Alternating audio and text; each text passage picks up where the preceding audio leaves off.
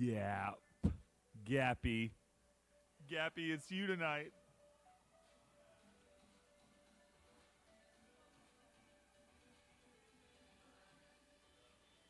I didn't have much time to do this week. I just read it last night, but this was a good chapter. This was a real good chapter. I don't know how I'll just hone in on one thing. This is great. Okay. It's great. All right.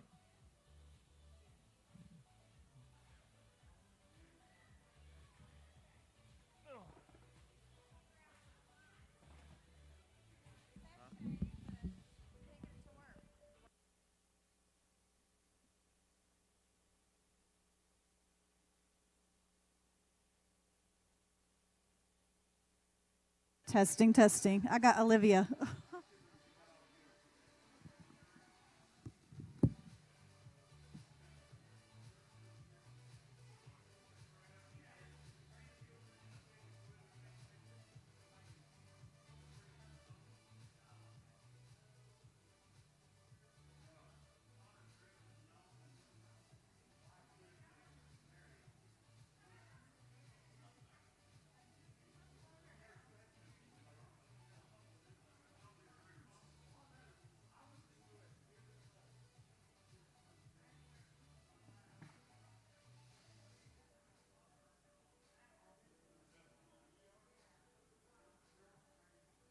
Amber, somebody requested music on Wednesday nights. Do you want to throw something on here?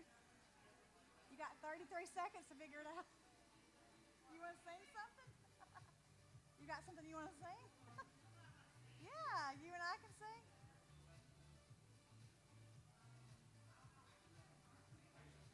I've got piano. We could do Trust in God. You sing that, right? Eh? What?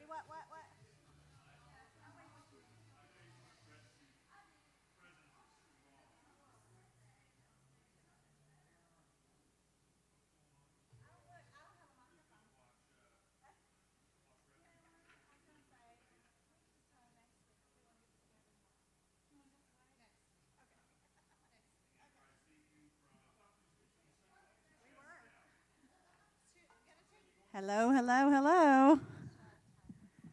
Hi, guys. How's it going? Glad to see you all here. Someone had mentioned to us that they would love for us to do some music on Wednesday nights, and Amber and I were going to try, but we had 30 seconds, and when I went up there, I had no mic, so we decided we'll try for next week. Y'all good with that? Try for next week. Maybe we'll have more time. Well, hey, Mario. Hi, buddy. Nobody else gets that kind of welcome. Just Wyatt. Yes, that's something we will try to do some, guys. I'm going to ask you guys to make sure y'all talk tonight because, it's been a day. I had to look to see if it was a full moon outside because kids were bad at school. You adults have been bad. No, just playing. Some of you have been. No, I barely had time to get this lesson together. It's been a week and a half. Graydon is now sick. I don't know if he has what I had or if he's just got a cold. We're hoping it's just a cold, but he's at home. So if you guys remember him. But I am going to do what I did the other night where we do prayer requests at the end so we can stop our Facebook Live early and do prayer requests. I do know that there have been a few people that want to be prayed over tonight, and that's something that we won't broadcast. So we'll do the lesson first, and then we will do prayer, and we'll make sure we turn that off. So if you are joining us on Facebook Live, hello. I have a lot of people tell us on Facebook Live they hate it because they can't hear what all you guys are saying. Y'all have a lot of good stuff to say. So if you guys want a microphone, I'll let Shane carry one around. He can be like Vanna. Could you? Do you have super hearing by any chance? I thought that you did. That's the issue. We all don't have that, Shane. No, but if anybody does want to use a mic, if not, talk loud. All right, but if you are new here, welcome. We are doing God Chasers. I think most of you have been here for this. We are on chapter 8. We're almost finished. There's only 10 chapters in the book. and the last chapters are pretty short. So I'm not sure if Davey will combine those or if we'll do them in two. We'll figure that out, though, but that'll be a Davey thing. But this chapter, guys, is called The Purpose of His Presence. And so, like I said, I'm just going to jump right in. I'm going to read a little bit, and then we are going to talk, because supposedly my name's Gappy, and I leave nice gaps for you guys to talk. So Gappy's going to read first. But, yes, I can. No, I'm not good at voices. Sorry. I'm still coughing, so that's not helpful either. But this chapter starts out, and it says this. It says, not that. Told y'all. It says, time and again we ask one another, why can't I win my friends to the Lord? Why is it that my family members just do not seem interested in God? And so I thought that started out with a great question, one that we could start out with answering. Why do you think we have a hard time winning our friends to God? Dave, you're supposed to sit up here so you can talk. Are you going to stay back there? Okay. So.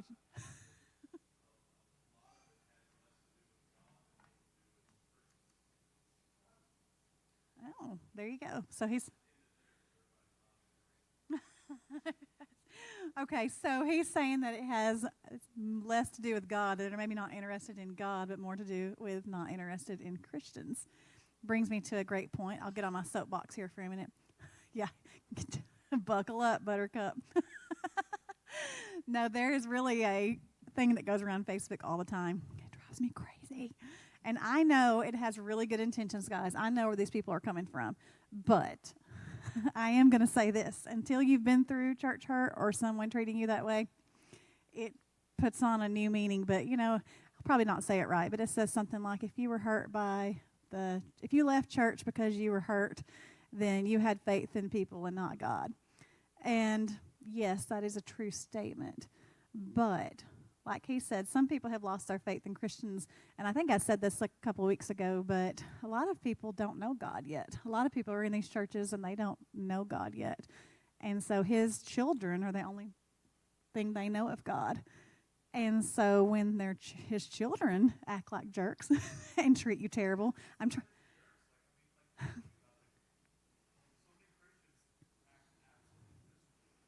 Yes.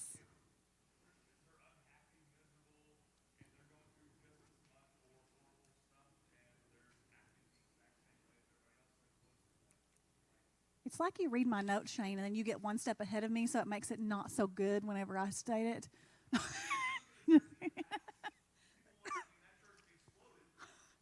Stop it. No, I'm just kidding. No, keep going. Yes. Yes. Which is funny because my number 3 says, have you ever met somebody that you knew was a Christian or they loved Jesus without them even telling you, and what about them made them different? And that's where I was going with that. There are some people that you know are Christians because of the way they act. But like you said, there are some who act just as miserable as the world, and you wouldn't know the difference. You cold, Amber? Oh, warm your wife up, Shane. There you go. Good job. Good job, buddy. But, and so like I said, I do know what they mean when they say that. But like I said, a lot of people don't know God yet. Some people are really new in the faith. I've said 1,000 times, if Grady and I had not been so grounded in God and in our faith already, the things that happened to us at our previous church, I would never walk back in the doors again, guys, because I would just assume that if that's how God's people was, that's how God was. Keep talking. Also.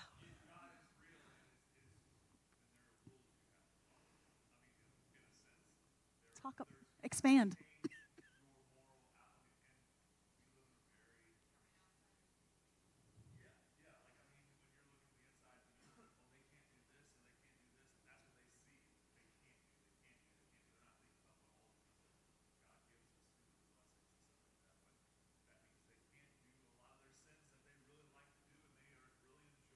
Mm-hmm. No. And I think if you're looking in the Bible to find a verse to help you do what you're still wanting to do, you probably know that it's wrong and you're just looking for a way out. I have a lot of people that call us, was this wrong? And it's like, they know it's wrong. They just want me to find some verse to take out of context to help them feel better about it. Sorry. I didn't say a name. You just ruined it, though. But we do, as he was saying, we have to, as Christians, hopefully act different. Hopefully be to the point where, like I was saying, if somebody's around you, they know that you're a godly person. They know that you've been in the presence of God. Have you, like, I know some people like this, but do you guys know anybody that they're just so joyful when you see them all the time, and it's like after you leave them, you're just like, I want to be more like them. They have this, joy about them in this presence, and they're always talking about God, and no matter what they're going through, it's like they have this positive attitude. And yes, Gina is literally an angel on earth. I say that all the time. She's not in here to hear me, so Adam, you can tell her. We say Gina is an angel on earth here. She really is. But yes, like Graydon had some friends before. They were pastors at another church, and they don't live here, so nobody would know them. But every single time that we would go to visit them, oh my gosh, I would leave, and I would feel like a new person because they were just so happy and so joyful, and they were so loving. Like, I don't know. I mean, this isn't getting on my nerves. They were just, I don't know how to explain it, but like I said, I just knew that they loved God. I could be around them for 5 minutes and know how much they loved God, because they were just such amazing people, and they just showed his love so well. And there were times they didn't even have to talk about him. Like I said, they didn't even have to say his name or anything, but I knew just by the way that they acted. Oh, hi, guys. So, and that's what I strive to be, and that's what I want people to see in me and in us and in these people at this church. I want them to know that we love God just from being around us, just by seeing the way that we act, seeing with the things that we do, seeing how we love people. And I've always said, and I mean, I know everybody works differently, but I don't feel like beating somebody on the head about their sin is the way they're ever gonna win them to God.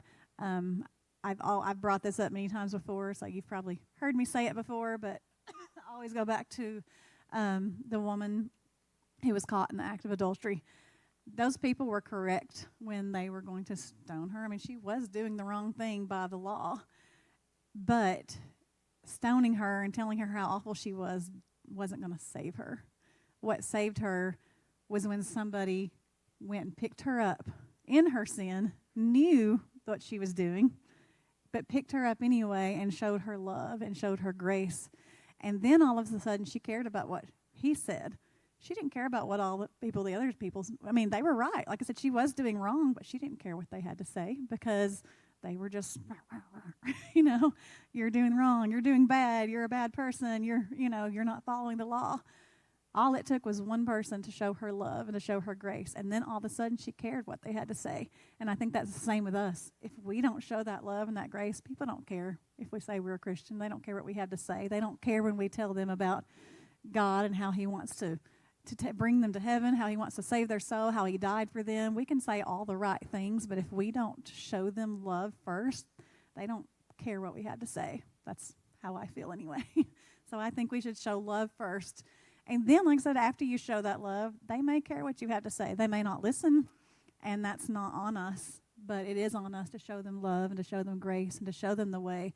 And once you have built that relationship with somebody, I think you can talk to them about things. Like I said, I can make Facebook posts all day telling you you're a bad person, but I think all that does is get on their nerves. I wouldn't mind.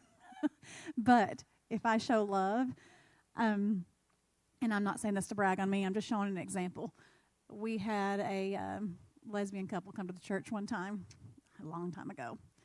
But anyway, I mean, I have been in other churches where they would have shunned them or whatever. I went up and gave them both such a big hug, told them how much I loved them, how glad I was they were here. And they come back for so long and just said that no church had ever done. They had never felt love before. Now, they're not here now, and that makes me sad. And I hope that I planted a seed, or that we planted a seed. It wasn't just me. But the fact, they were so blown away that somebody showed them love.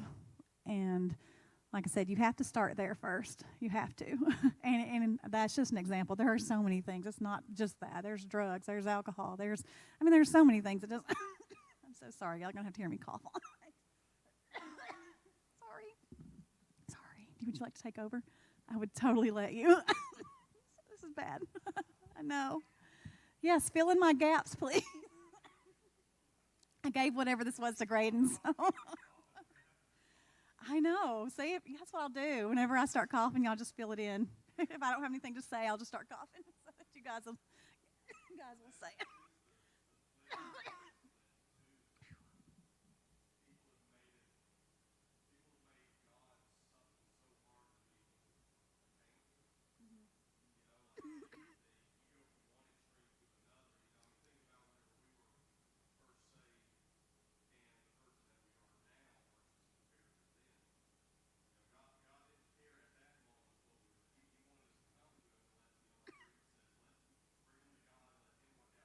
Mm-hmm.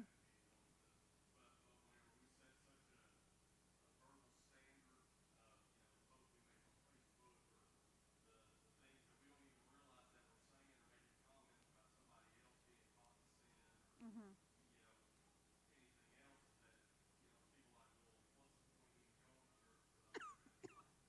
Yeah.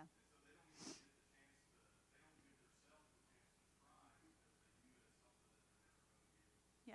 Something that's unattainable. Mm-hmm.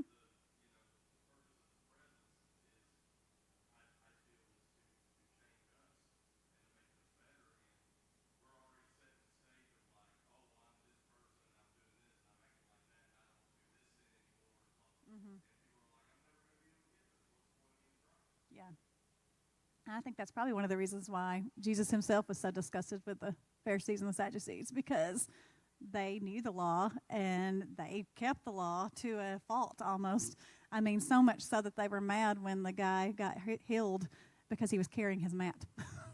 And so instead of looking at the amazing thing of him being healed, they were looking at the fact of, he broke the law because he was carrying his mat.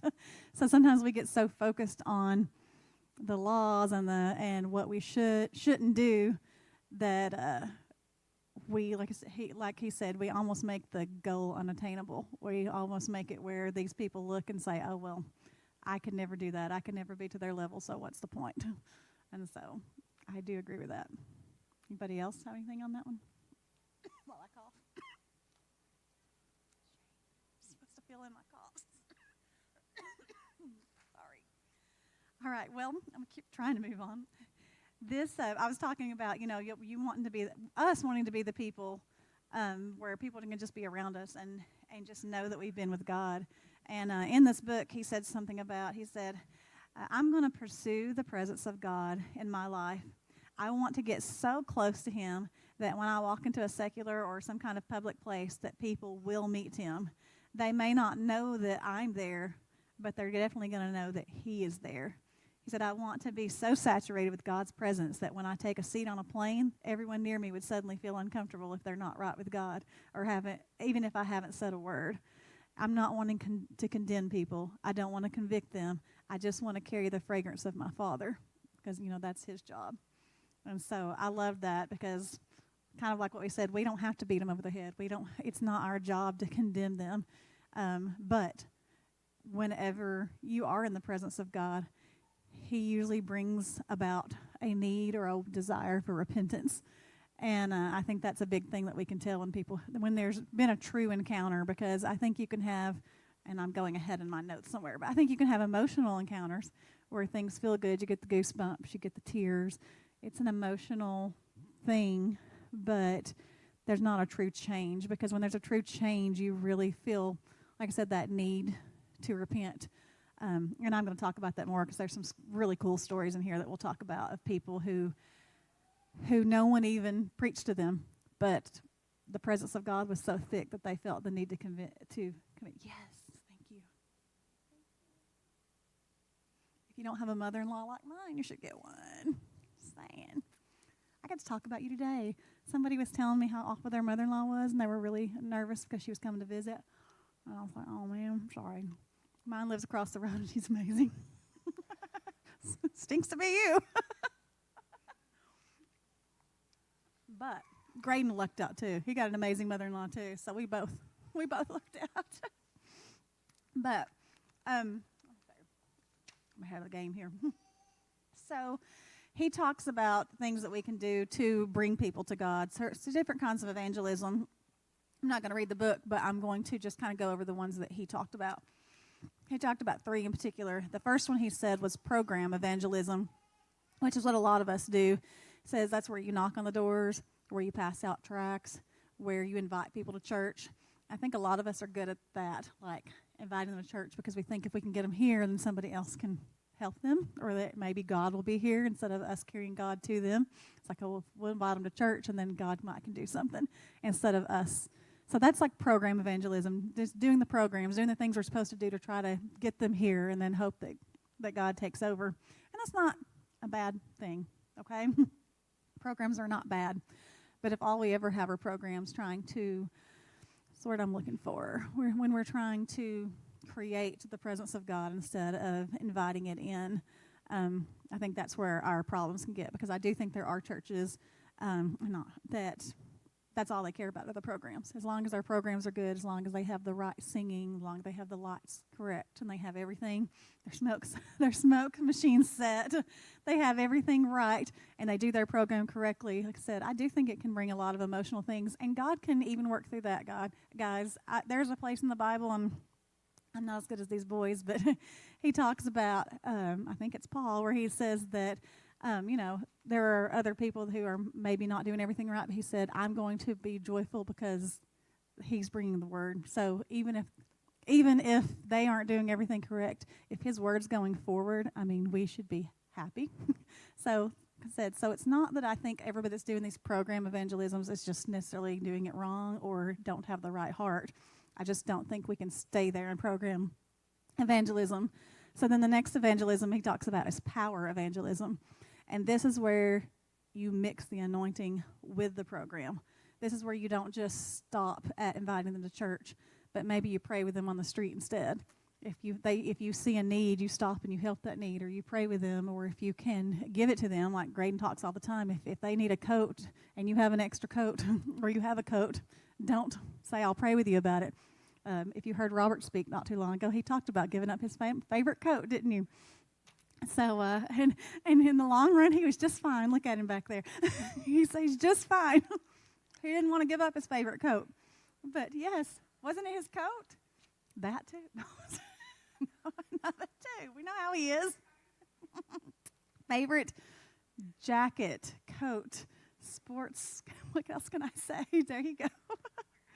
Yes, well, I'm country, and I have a cough drop in my mouth, so it's extra country. Yes, Shane. Yes. Oh.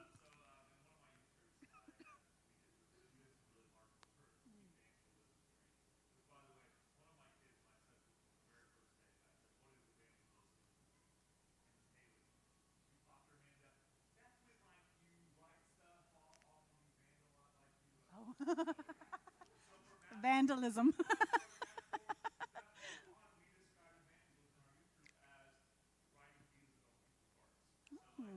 Maybe you should do evangelism training here, Shane. Did you ever thought about that?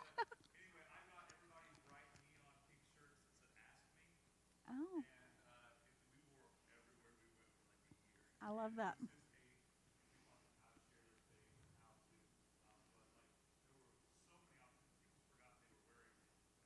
Mm-hmm.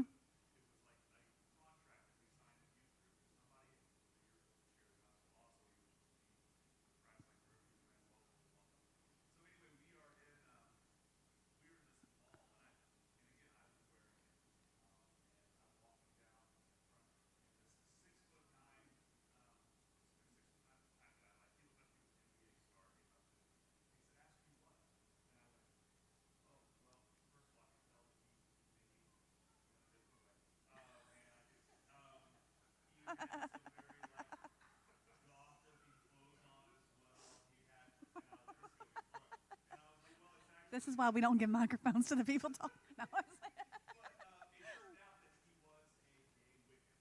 Oh.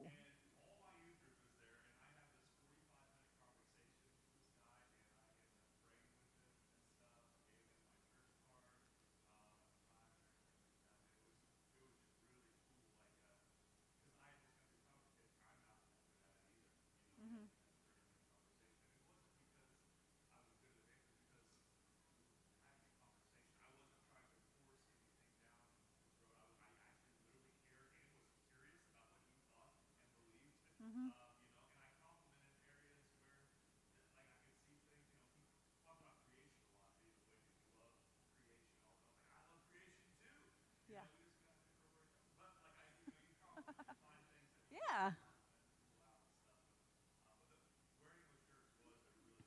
love that idea. Well, maybe we should make new ones. Huh?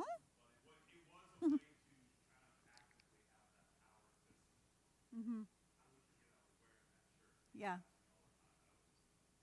that is a really cool idea. No, not really, because that's what we were saying. When you have the power, you're not just telling someone, "Hey, come to church," or giving them a tract. You're actually taking the time to get to know them, talk with them, pray with them, meet a need if you can. So, I mean, I think that's exactly what we're talking about.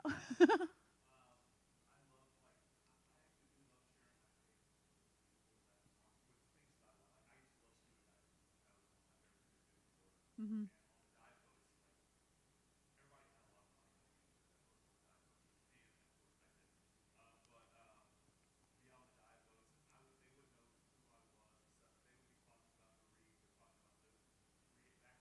hmm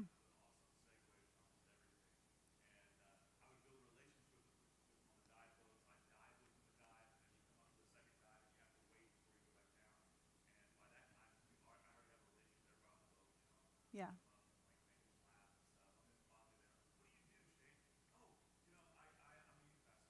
hmm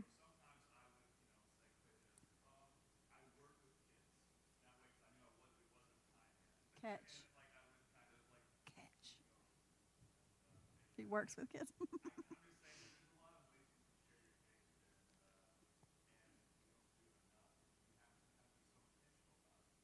Yeah.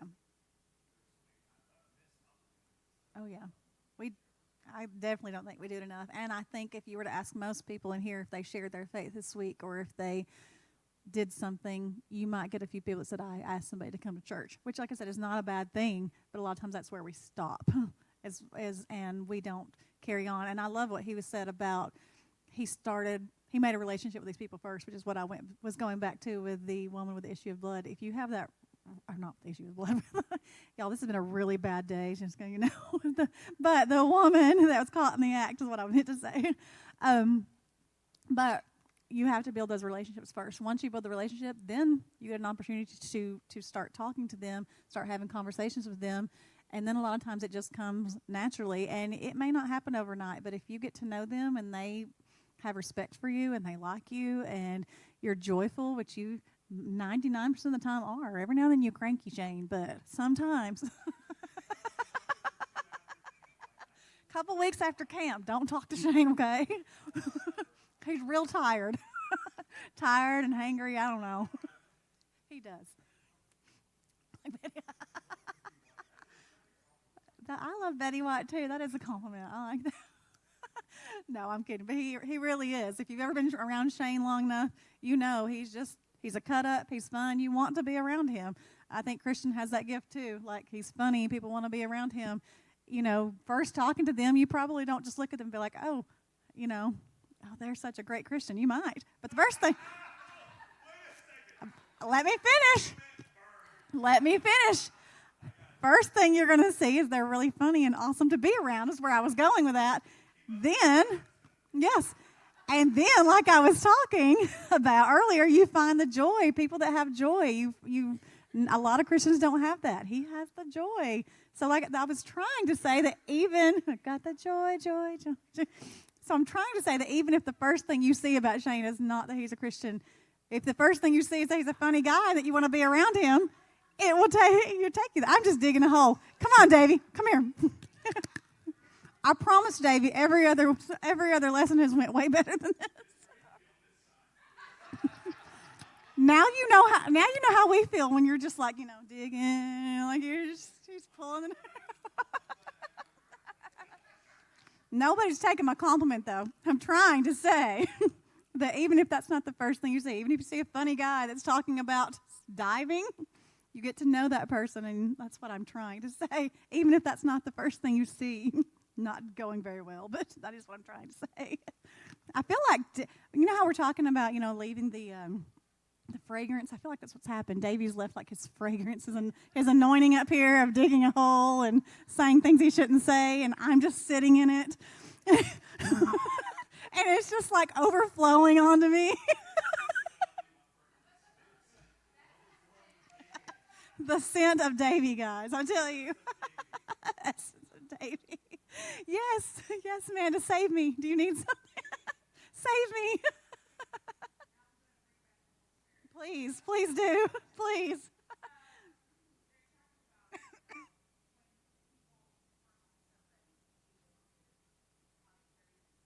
Hmm. Yay. Hey, best friend.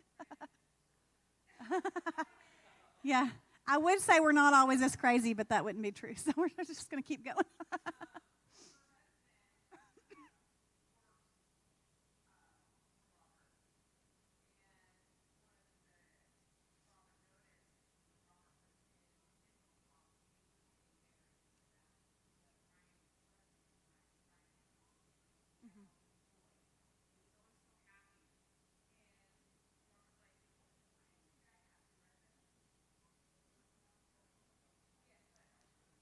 Yes, can you? Would you like the microphone, Robert? You want the mic? You want it?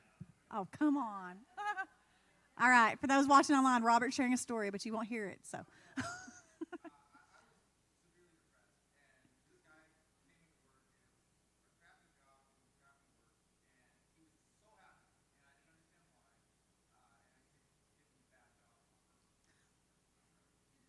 I'm going to bring him down a notch. Hmm. If yes, I was going to say. Hmm. Yeah.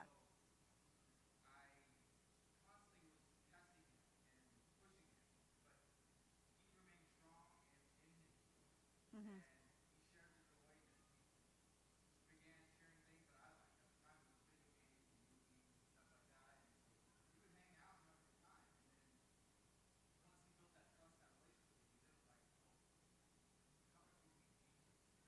Yes. And I would like to say that Robert just said everything I was trying to say about Shane and the others without digging a hole. That is what I was trying to say, man. Thank you for that. I was trying to say sometimes you don't have to see the Christian first. Sometimes just getting to know that person, seeing their joy, seeing their laughter, seeing how what a good person they are, then it makes you want to get to know them and you realize that they love God and it opens those doors. I promise you, Shane, being serious, that's what I was trying to say. Just did not do a very good job of it. So Shane Spurgeon. It's it's Uncle Chuck's nephew. But seriously, not just there's so many people out there that are like that. You get to know them; they're so fun, they're so awesome to be around, and then, like I said, it kind of opens that door. And if we are the miserable Christians, like they were talking about earlier, I mean, who wants a part of that? What if you're not a Christian and you're depressed, like he was saying he was, and you're going through stuff, and you're hungry for something, and you're looking for something to fill that void. You're looking for something to fill that hunger, and what you're seeing are all these so-called Christians who are more miserable than you are, and who act like, and I know that it's okay when Christians deal with them. I'm not saying we have to be happy all the time. Christians are going to go through things as well. But hopefully that is where we have a church family and friends and a community of believers to help build us up and try to help pull us out of that pit. Kind of like none of this is in my notes, but kind of like the song that we're going to sing Sunday, "You Tear Off the Roof." I mean, this guy was crippled. He couldn't do anything for himself. Doesn't make him a bad person. He just was in a bad place. But he had friends who was like, "I'm not going to let you stay in this place. I'm going to do everything I can to help you and get you out of this place, even if that means tearing off the roof and lifting you and taking you down." And do you think that was an easy feat? No. It probably looked impossible to get to Jesus. But they were like, "We're not going to let anything get in our way. We're going to try to help our friend." And again, none of this is in my notes, but I think it's a great thing to say, is that it's okay if we're not okay sometimes. That's where we try to help each other. But we can't be the miserable, nasty person all the time that nobody wants to be around either, because then nobody's going to want to meet your God. I wouldn't want any part of that. I wouldn't want a part of church. I mean, I see stuff on Facebook and just the way some people act, and I'm like, oh, they annoy me so bad. And I'm like, I wouldn't want any part of that. And that's terrible to say, but I wouldn't. Luckily, I have my own relationship, but if I was just somebody on the outside looking in that didn't, it would turn me off from church and it would turn me off from God. So, like I said, I have no idea how we got off on all that. But I'm going to try to go back to my notes because we'll have to stop in about 15 minutes. But the third, which we've kind of talked about this a little bit, the third evangelism he talks about is presence evangelism. And this is kind of where we're talking about right now. It's where we can tell that somebody's been with Jesus just by being around them. We can tell that somebody knows Jesus just from the residue that, kind of like the residue Davey left up here for me to do. No, but the residue that they leave, it just affects everyone around them. And like I said, I feel like we've talked about that a lot. So the programs are great, but I do think we need to take it a step further with the power of evangelism, where you have the power of his anointing and stuff with the programs, but then you take it even a step further to say, not only do you have that power, but you have spent so much time with Jesus yourself, and you have so much of his presence in your life that the residue goes off to others as well. Let's see. I had to do all of these out of order, so here is an example of something like that. He tells a story about his wife, and it says, my wife was standing in line to pay for some purchases at a store during when they were in Houston doing a revival. And it said, all of a sudden a lady tapped her on the shoulder. So she turned around to see who it was, and she found a total stranger standing there crying, just weeping unashamedly. And the lady told my wife, I don't know where you've been, and I don't know what you've got, but my husband is a lawyer, and I'm in the middle of a divorce. And she just began to blurt out all of her other problems, and she finally said, what I'm really saying is I just need God. And my wife looked around and said, you mean right here? And she's like, yeah, right here. And so the wife said again, but what about all these other people in the line? And she said, suddenly the lady turned to the woman that was standing behind her and said, ma'am, is it okay if this lady and I pray? And the lady said, then they said that the other lady started crying too and said, yes, pray with me too. And so I thought that was an amazing story. It's like, she didn't even know this person. This person just felt God on her. He'd been in revival. She just felt God and said, I don't know what it is you have. I don't know what it is you got. I don't know where you've been. But whatever you have, she just felt the need to talk to her and said, pray with me. And I think we're bad about that too. She was just like, even though she'd been around God so much, she had that presence. Even she was like, here? Like, now? You want me to do this now? And I think we can be that way too sometimes. Not, even if we are prayed up and have that presence, sometimes we have opportunities come right to us and we miss them because we are afraid to take that chance. We're afraid, we're right in the middle of a store. There are people waiting. There are people here, doing this. We make excuses. But I think when God opens that door, you need to walk in it no matter what. And there's been many times where I have not walked into that door that I knew God was leading me to. And I often think, what happened to that person? Or did he send somebody else? There's been other times I've walked through the door. He's given me an opportunity, and I've had amazing things happen. There have been times where, like I'll tell a story about Graydon, and he's told this before, but he felt such an urge to go pray with somebody one time, and he just could not shake it. And so, he drove to their house at 9 o'clock and was like, man, I don't know, but I got to pray with you. God's told me I don't know what's going on. I just got to pray with you. And the guy was like, okay, thanks, man. And he felt like such a failure. He left, said nothing happened, nothing great happened. Years down the road, that guy stopped Graydon and he said, I'll tear up thinking about it. He's like, you have no idea what that meant to me. He said, I was just to the point where I didn't believe in God anymore.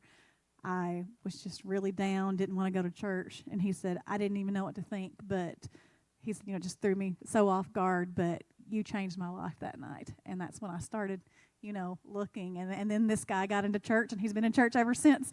And not saying that was Graydon, that was God using Graydon. And luckily, Graydon answered, even though it looked like it was a failure at the time.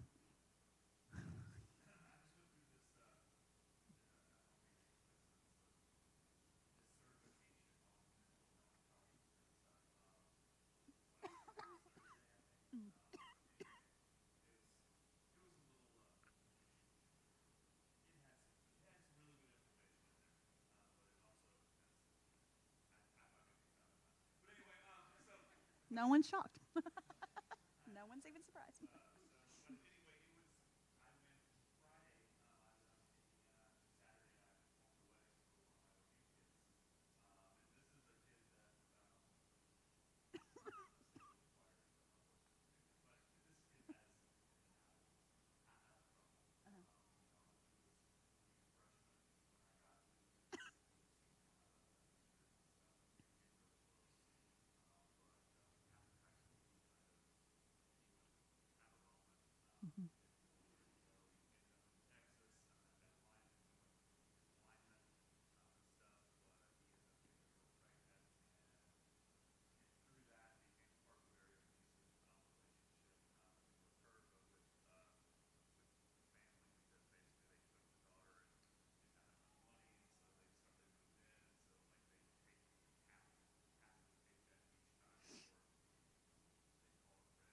Yeah. Hmm.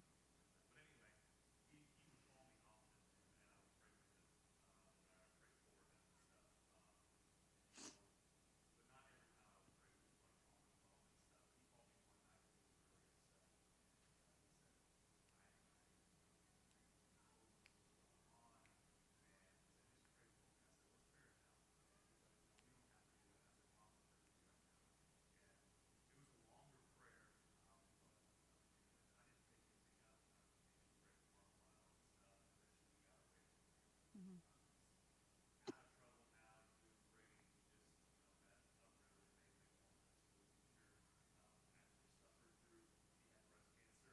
Oh gosh.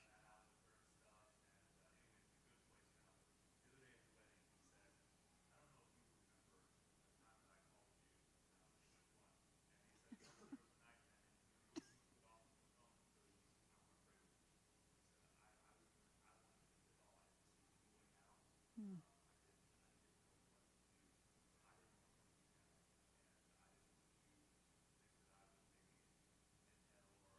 Hmm.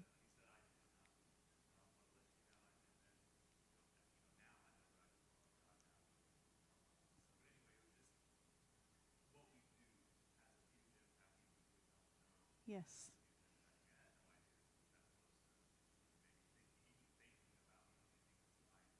Yeah.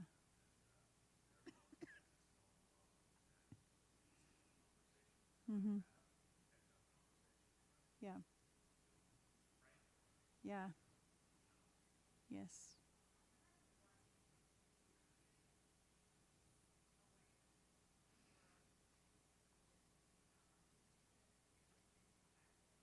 Yes. You don't always. Yes. Right. Yes. And I've had situations like that before too. I still remember a guy walking into a church service one time, and I didn't know him from anybody, but I was playing the piano, and it was altar call, so I couldn't get to him. But God was just so heavy in my heart. You've got to talk to him. You've got to talk to him. I was like, what am I gonna say? Like I don't know what I don't know this guy. I don't know what I'm gonna say. And he left, and I was like, I missed my chance. I said, God, if he walks back in, which I did not expect it to happen, I was like, I'll talk to him. I don't know what I'm going to say, but church was over. I was done playing. I'll talk to him. Well, lo and behold, he walked back in, and he had no idea why. And I just went up to him, and I said, I do not know what I'm supposed to say. I said, so I feel really dumb, but all I know, and I told him, what I felt, that God told me I was supposed to talk to him, and, just basically asked how he was, and it seemed like a failure, and I never saw the guy again, and I don't know. So, like I said, sometimes we don't ever hear what happened, but I know I was obedient, and I hope that I planted a seed, and I don't know where he's at today. Don't know his name, don't know anything about him, but I could not stop, and like I said, God sent him back in. Why did he leave church and come back? I don't know. Why did I not have anything better to say is the better question. I don't know. I totally stunk that up, but I said what I felt like I was supposed to say, and let's let God do the rest. But do any of y'all have any stories like that? I love to hear stories that way. Oh, mental.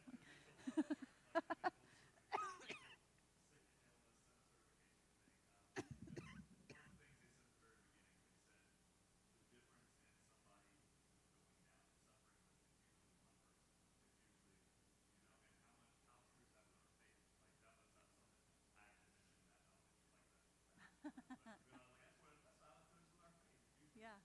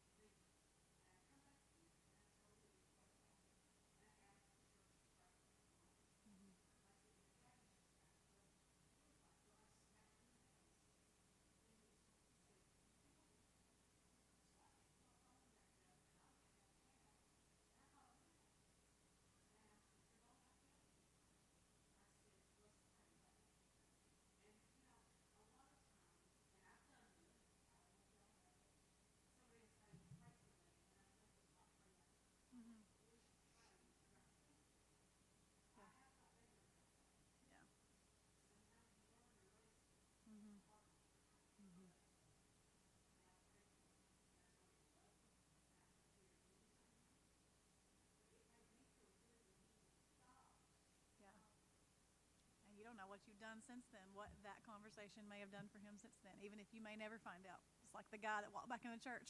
I'll probably never know. Maybe I'll see him in heaven one day, and he'll let me know then. Yes, Don.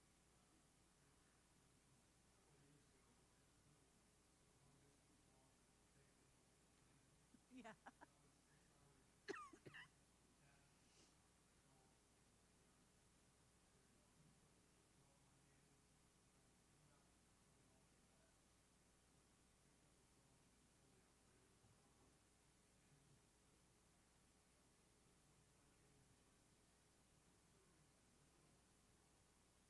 Really? Yeah. Mhm. Yeah. You never know what little things that you do can, like I said, open the door for somebody, for sure. Anybody else have anything they wanted to share? I'll ask Davey. I got like halfway through my notes, and that's okay. We don't have to go through the other ones. So, because what we talked about was really good stuff, and y'all helped dig me out of the hole. I appreciate that. This is bad. But I do love that. Love just the different kinds of evangelism, and like I said, the presence and the power, doing what you can with what you have, and being so close to God that you're not afraid to evangelize right there. I think that's an amazing thing, and I think that's something that I was not kidding when I said it'd be cool to have evangelism training here, because I feel like that's something that we could all use help with, because it's hard to if you're like me, I'm really shy. It's hard to believe. No. I really am. I'll talk to little kids all day, but you put me in front of adults, and I don't like y'all very much. I do. Y'all just make me nervous. But sometimes I get really shy. It's like you don't know what to say. You don't know where to start a conversation. I'm not as good as Shane about just like making people laugh. They don't come around me like, oh, I want to hang out with her. And so I don't have those opportunities. Maybe I can get better at that. But I definitely, that's something that we could be. I'm not listening to him because I'll dig myself another hole. I don't know what you said. Oh, okay. Well, so that's the key. Get them somewhere where they trap them. Got it. Lesson 1 on evangelism, trap them. Once they can't escape, lesson 2. Just a trap, lesson 1. But really, I mean, Amber was with us, and I'll probably never get the story right, but, well, and some of y'all had Women of Joy when they, or not Women of Joy, favored conference, when she was talking about this youth pastor had a lady, the lady was the lady that was talking, pretend like she was this person who just was a miserable human being, was unhappy. She needed a ride. Their church bus was going to come pick her up. They set all this up, but the kids didn't know this. And she got in there, and she was being mean. She was being hateful to the kids. It's like yelling at them, being so ugly, saying that they didn't know what she had been through and all this. And they went out to eat. And the whole reason he did this was to see if the evangelism that he had been teaching them would like, if they could use that in real life. And they did. Three girls like asked her to come eat with them, and was like, talking to her, what's going on? How can we help you? You need to know Jesus. And I just thought that was so awesome, because I thought, wouldn't my kids do that if they saw a really angry person on the church bus? Would they take the time to go talk to them and get to know them? I don't even know if I would. So I was like super proud of these kids. And the story goes on. I won't go into all that, but I mean, basically, it just made me think that they did that. They set up this, little situation to see if these people could really evangelize, and these teens did. And like I said, the story goes on, but I won't share all that. But it was really, really cool, because it made me think to myself, I don't even know if I would have been that good to go and evangelize to this lady who was obviously very angry, supposedly angry at God and angry at the world, and I would have probably been the one like, stay away from her. She's hungry. But and these teens didn't know, and I just thought that was awesome. So I think we could all really work on, our evangelism as well. Because like I said, the programs are great, but unless you put the anointing and the power and the presence with it, the programs can only get you so far. They're not bad, but they can't be everything. Like I said, I do have a ton more. I don't care to save it to next week, or we can just keep moving, because I know we've been in this book a while, but I think we had really good conversations. The only reason I'm going to go ahead and stop it is because I think hearing all these conversations and hearing about how we let God use us is a good time to stop and say, we're going to let God use us again, because there are some people here that could use prayer and could use healing. And God gave us that same power. It's not us that have the power, but if we have God in our lives, He has that power. And it doesn't take any kind of special equation or anything. It just takes a bunch of people who love God and who believe that He can do those things. And so, yes, we are going to stop Facebook Live. Thank you for joining us.